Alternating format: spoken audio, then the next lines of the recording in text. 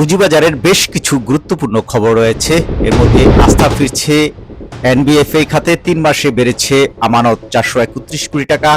এটা নিয়ে আমরা আলোচনা করব। পাশাপাশি আমরা আরেকটি বিষয়ে আসবো, বিএসইসির ব্যাখ্যায় ফিরল আস্থা, সেখানে কি ব্যাখ্যা দেওয়া হয়েছে সেই বিষয়ে আমরা কথা বলবো।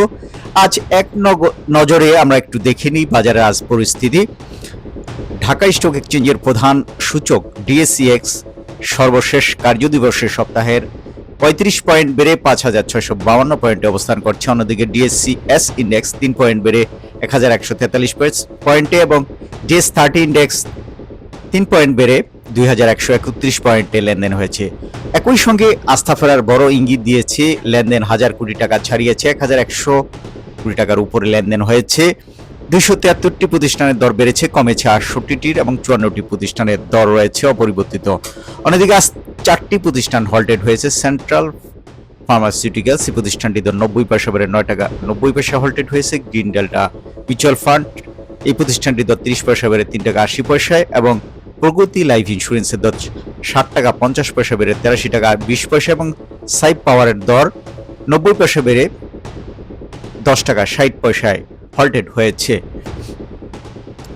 বরাবরের মতো আজ আমরা যদি দেখি পজিটিভ মুভমেন্টে 10টি শেয়ার, প্রথমেই ছিল ওয়ালটন হাইটেক ইন্ডাস্ট্রিজ। গত 30 দিনে কিন্তু এই প্রতিষ্ঠানটি 5.55% পজিটিভ রিটার্ন দিয়েছে, 382 টাকা 40 পয়সায় সর্বশেষ লেনদেন হয়েছে। পি/ই খুবই লোভনীয় 11.02, অর্থাৎ এখনও কিন্তু অবমূল্যায়িত অবস্থায় রয়েছে ওয়ালটন হাইটেক ইন্ডাস্ট্রিজ। ওয়ালটনের পরে ছিল স্কয়ার ফার্মাসিউটিক্যালস। গত এক বছরে প্রতিষ্ঠানটি 8.68% পজিটিভ রিটার্ন দিয়েছে। গত 6 মাসে যা বেড়ে দাঁড়িয়েছে 10.90%। এই প্রতিষ্ঠানটি আজ সর্বশেষ 224 টাকা 10 পয়সা দরে লেনদেন হয়েছে। 8.24 প্রতিষ্ঠানটির পি/ই। স্কয়ার ফার্মাসিউটিক্যালসের পরেই ছিল পাওয়ার গ্রিড। এই প্রতিষ্ঠানটির গত এক বছরে 20.52% পজিটিভ রিটার্ন দিয়েছে, যা গত 6 মাসে 37.04% পজিটিভ রিটার্ন দিয়েছে। 37 টাকা 90 পয়সা দরে পাওয়ার গ্রিডের শেয়ার লেনদেন হয়েছে। এই প্রতিষ্ঠানটির পরেই, অর্থাৎ এই প্রতিষ্ঠানটি প্রথম প্রান্ত থেকে লোকসান গুনলেও দ্বিতীয় তৃতীয় প্রান্ত থেকে কিন্তু মুনাফায় ফিরেছে এবং সেই কারণেই কিন্তু এই প্রতিষ্ঠানটির দিকে এক শ্রেণীর বিনিয়োগকারী ঢুকেছে এবং ব্যাট বেশি আবার পজিটিভ মুভমেন্টে এসেছে। গত 30 দিনে 2.27% পজিটিভ রিটার্ন দিয়েছে, 216 টাকা 30 পয়সা দরে লেনদেন হয়েছে। পি/ই 19.87। এরপরে ধারাবাহিকভাবে রয়েছে ব্র্যাক ব্যাংক। দীর্ঘদিন পরে আবার মুভমেন্ট শুরু হয়েছে ব্র্যাক ব্যাংকের। ব্র্যাক ব্যাংকের গত 6 মাসে 15.53% পজিটিভ রিটার্ন দিয়েছে। এক বছরে যা 50.71% ছিল। মাঝখানে দরপতনের ফলে কিন্তু বেশ প্রায় 75 টাকার কাছাকাছি চলে গিয়েছিল এই শেয়ারটির দর। সেইখান থেকে কিন্তু এখন 65 টাকা 30 পয়সায় নেমে এসেছে, অর্থাৎ এখন পি/ই 7.13, সেই হিসেবে খুবই লোভনীয় পর্যায়ে রয়েছে ব্র্যাক ব্যাংকের শেয়ার।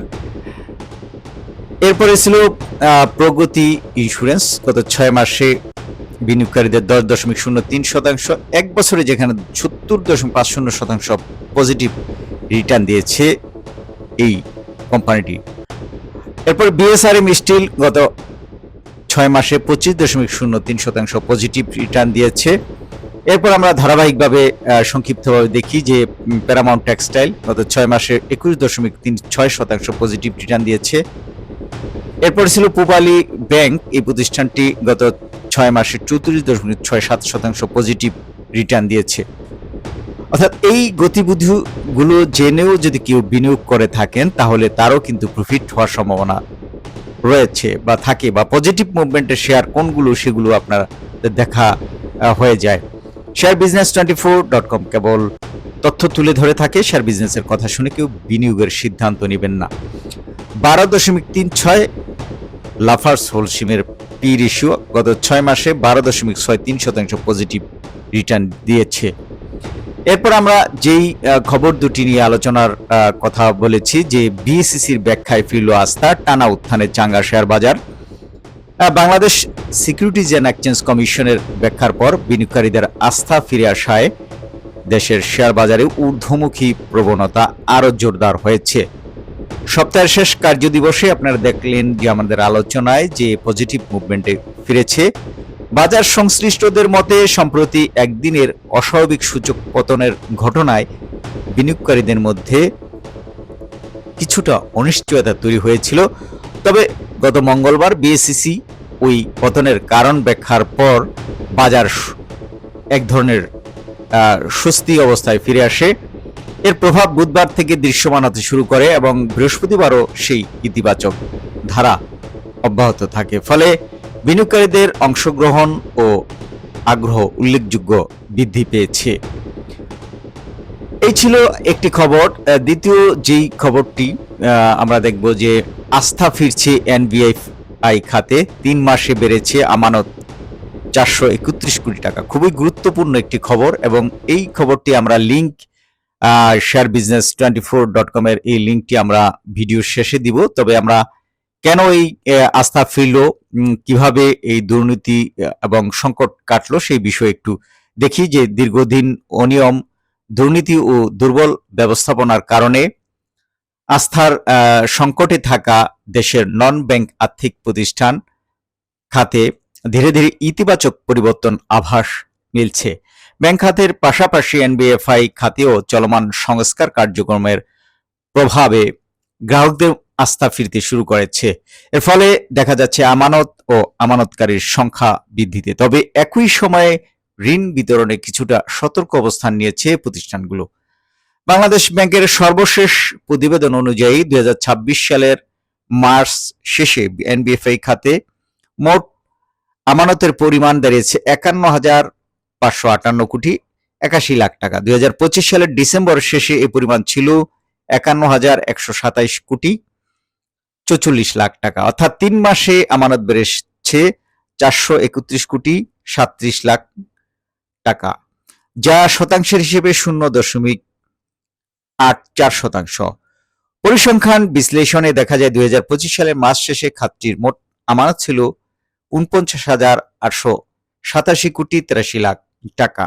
জুন শেষে তা বেড়ে হয় 49,783 কোটি 81 লাখ টাকা। সেপ্টেম্বর শেষে আমানত বেড়ে দাঁড়ায় 50,722 কোটি 88 লাখ টাকায় এবং ডিসেম্বর শেষে তা পৌঁছে 51,127 কোটি 44 লাখ টাকায়।